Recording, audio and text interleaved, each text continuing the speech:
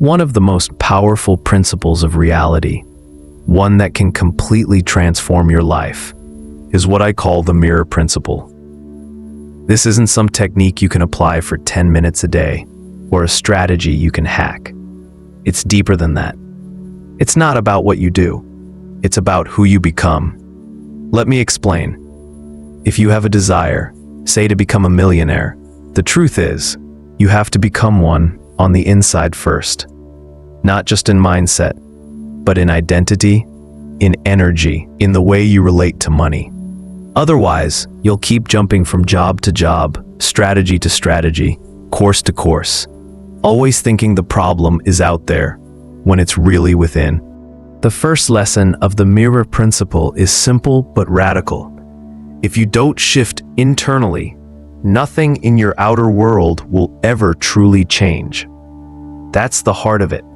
The world, life, reality, they reflect you. Just like a mirror, they don't lie, they don't judge, they simply respond. And when you start living from this truth, when you really embody it, something amazing happens.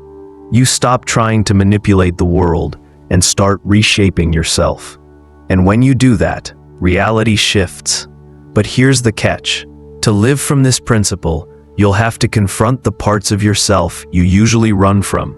The fear, the shame, the quiet beliefs you never say out loud. The ones that whisper, "I'm not enough," or "this isn't meant for me." The mirror principle will show you all of it, not to punish you, but to awaken you.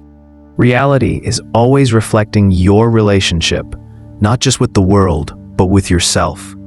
The way you view the world is a direct projection of the way you view who you are.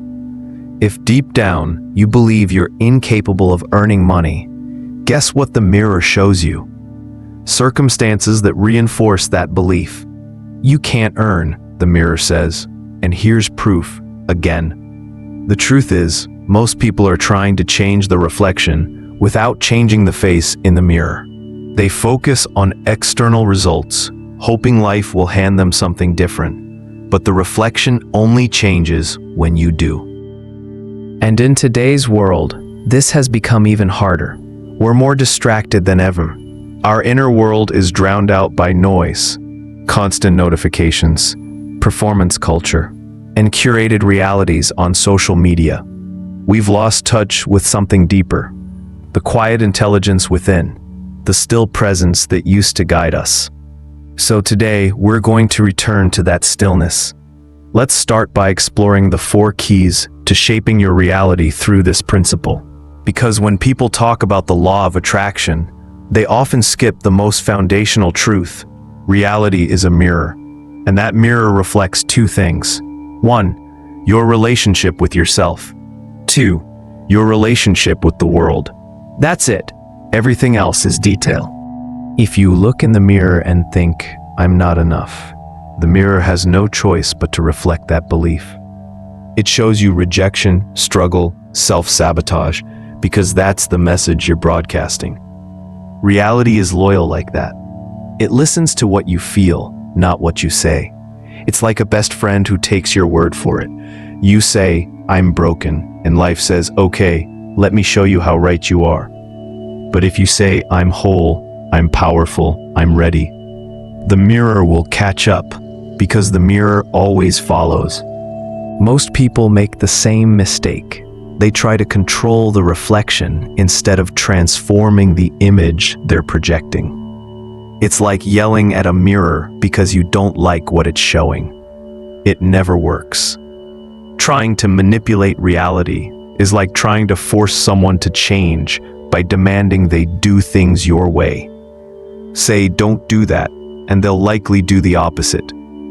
But when you speak with presence, with clarity, and offer inspiration instead of pressure, people respond. Reality works the same way. Your outer world reflects your inner state. It amplifies your identity, your beliefs, your energy.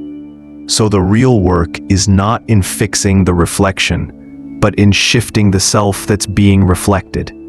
That's the essence of the mirror principle. Whatever you believe about yourself, whatever story you carry deep inside, the mirror of reality will confirm it for you. It doesn't judge, it just echoes.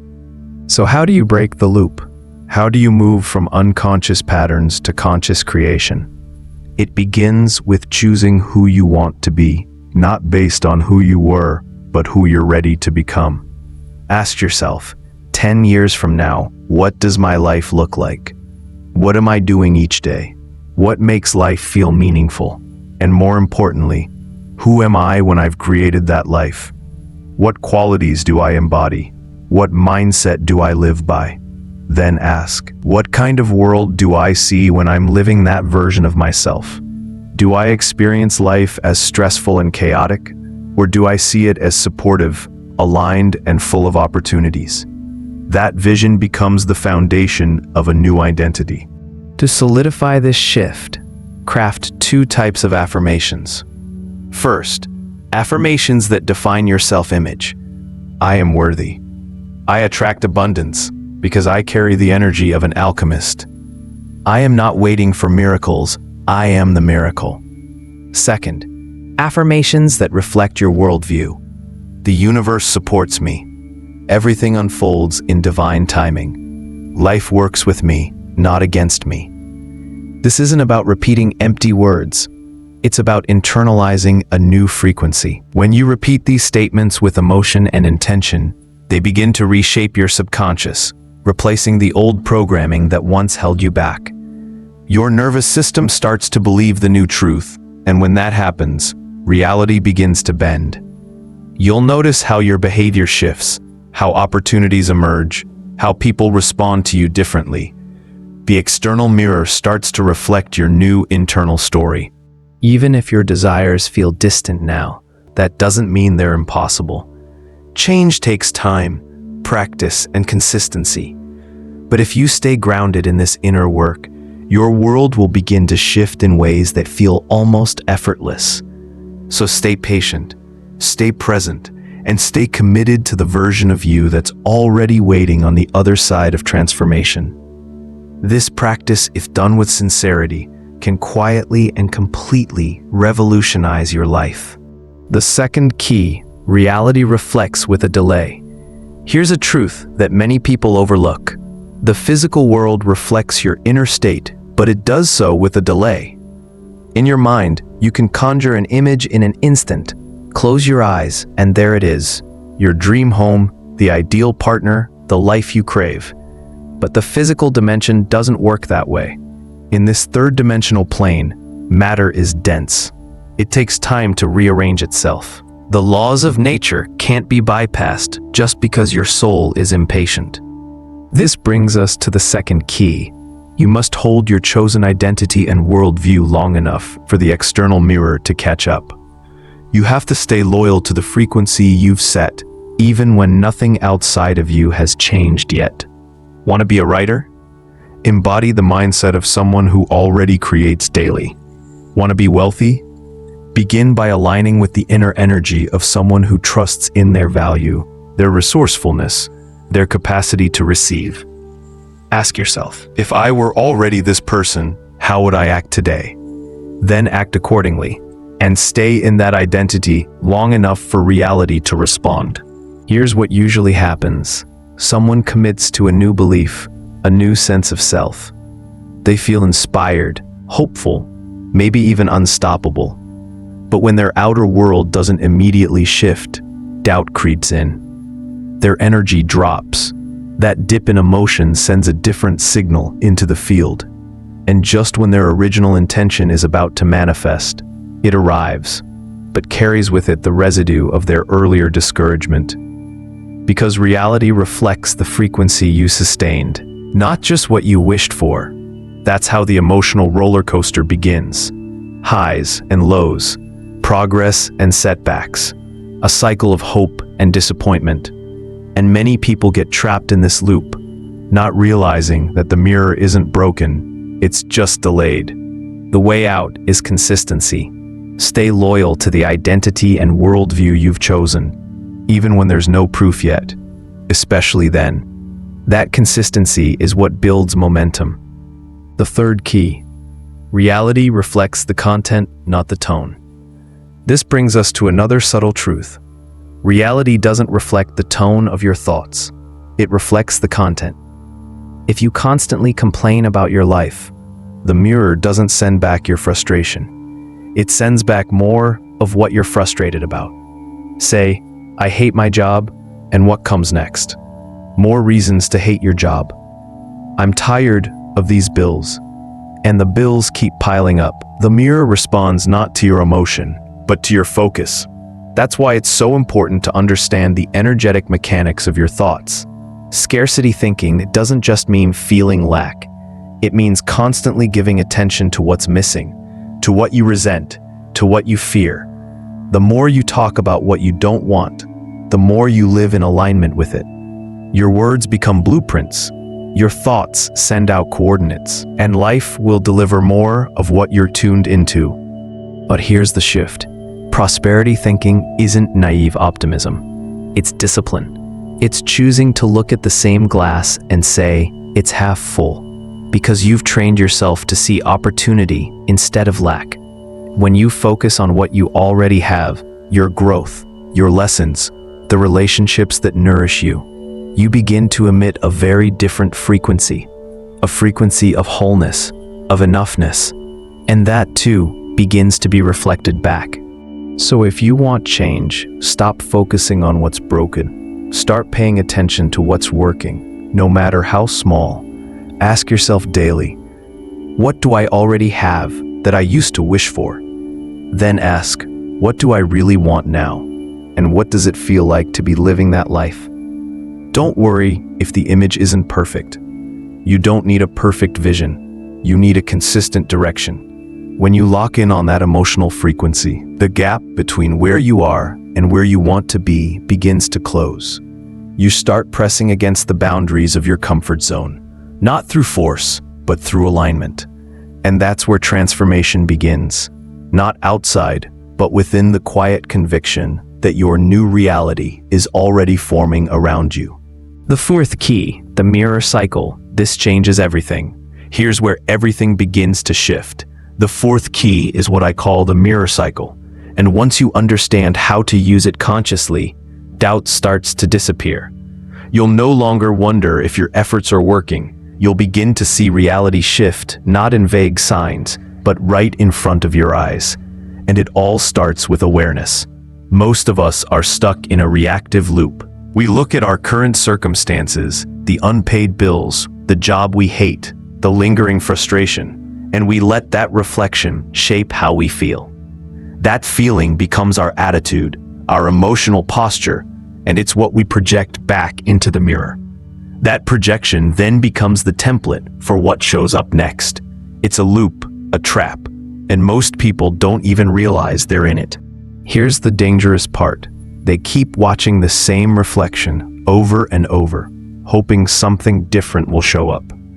They try a new business, a new morning routine, a new strategy. Sometimes they get temporary results, just enough to feel hopeful. But eventually, they fall back into the old cycle because they never changed the source, their inner image, identity, and worldview. No real shift happened at the level of consciousness. If you want to break the cycle, you have to reverse the sequence. Most people operate like this: observe, react, project, repeat.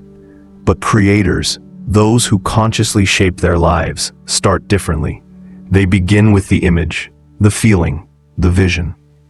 Instead of reacting to what is, they act from what will be. They understand that what surrounds them now is simply a delayed echo of past choices and emotional states.